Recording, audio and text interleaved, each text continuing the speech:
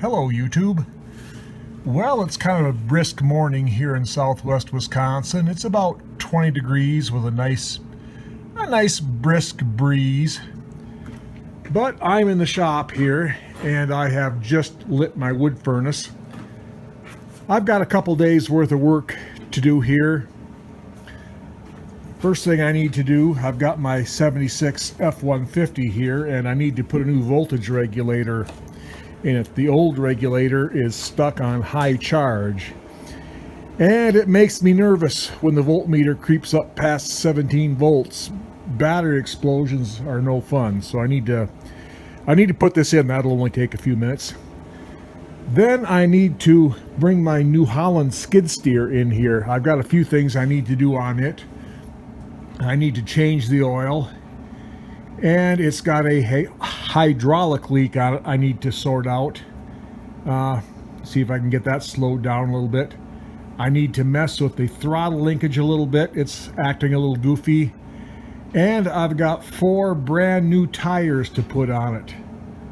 Last year, my tires are getting bald enough on that thing that I was having trouble getting around in the snow last year when I was feeding hay bales. So I've got 4 brand new tires to put on that. Hopefully help that situation out a little bit. And I'm going to do a little bit of work on my WD45 engine. It's here bagged up right now. I've got new bearings for it, so I'm going to pull the crankshaft out, clean everything up, put new bearings in, check my clearances, see if I can get that buttoned up. I'm going to reassemble the cylinder head a little bit here, at least put the valve springs. Get the valve springs installed so I don't have to worry about the valves falling out. So first thing I'm going to do is work on the truck, then I'll bring the skid steer in, and then I haven't decided in what order I'm going to work on things. But we'll shoot some video when I get back working on the engine here.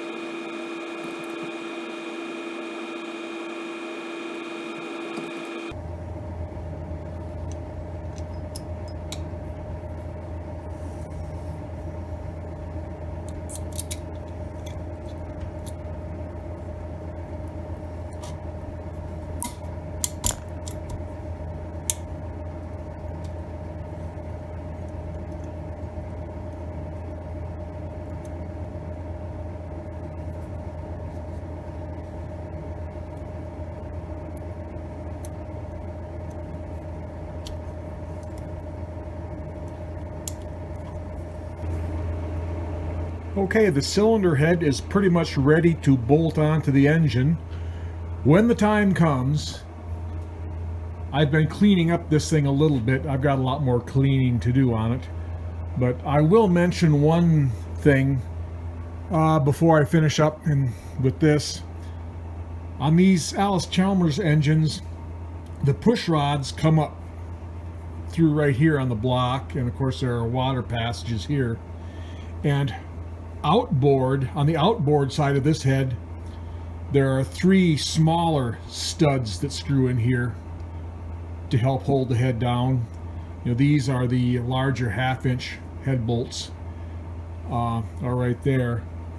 On WD45 and older engines, these are a 3/8 stud, 3/8 of an inch stud to come through here. On D17s and newer, they up these to 7/16.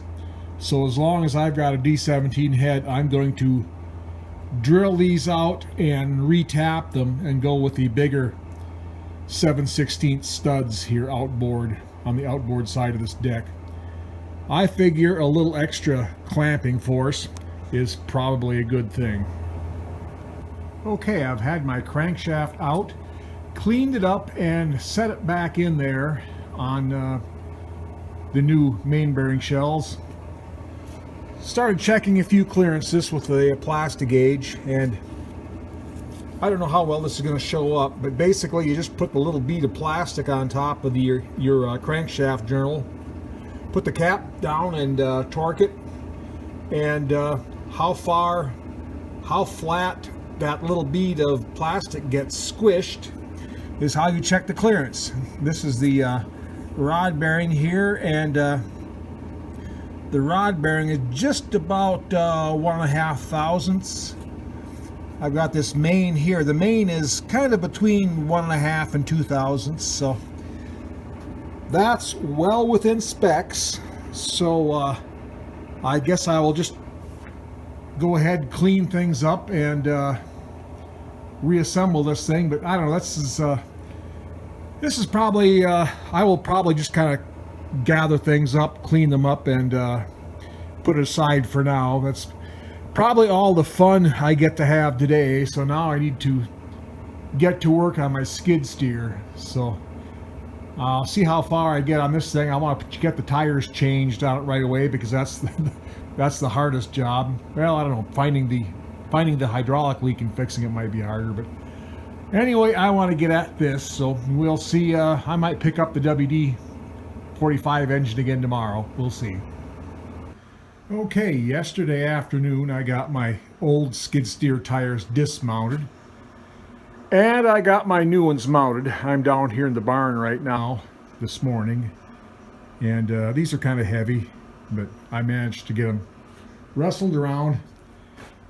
I have one of these cheap Harbor Freight tire changers, and other people have talked about these on YouTube, but I'll just chime in on that. If you buy one of these things expecting to mount and dismount tires like at a tire shop, you'll be disappointed. I had low expectations when I bought this. I just mainly wanted almost exclusively for fixing implement wheels, wagons, and other pieces of machinery. It works for that. The bead breaker works okay on implement wheels, and I will say it's a lot easier to mount and dismount tires off a rim with them the rim secured there than it was the way I used to do it on the floor. So just the ease of that makes it worth it for me. I will show you one other thing I got done here a few days ago. This is the hitch, what the drawbar connects to on the bottom of the WD45 on the snap couplers, tractors. The snap coupler, the bell goes here. The tractors without snap coupler, there's just a U-shaped piece of metal that comes out here, and then it's pinned to the front of the drawbar. But this is off my parts tractor. It's worn very little. So the other day I got it out, took it apart, cleaned it up, painted it, and got it put back together. So I kind of, every once in a while, I pick up some random piece of equipment off this tractor and get it cleaned and painted. So at any rate, it's lunchtime, so I'm going to go in and have lunch and sit down for a while, and if I manage to get back up, I'll go out in the shop and do some more stuff. I spent some time this afternoon and got my WD45 engine buttoned up on the lower end. I've got finished putting the new bearings in it, got new seals, gaskets, put the oil pan on it. Now, if you've never worked on one of these old Allis Chalmers engines like this, it can be a little bit tricky getting the bottom end all buttoned up, getting the seals and gaskets on there properly so it doesn't leak. A while back, while I was perusing Allis Chalmers videos on YouTube, I found a really good video explaining in really great detail how to do all this and put the bottom end of this thing together so it doesn't leak. I will try and put a link up in here to that video in case you're interested. You can check it out. That's exactly how I did this. So that's probably about all I'm going to get done on my WD45 this week. I need to get my button gear and get my skid steers squared away yet this week. So until next time, everyone, take care, remember to be kind to each other, and we'll see you later.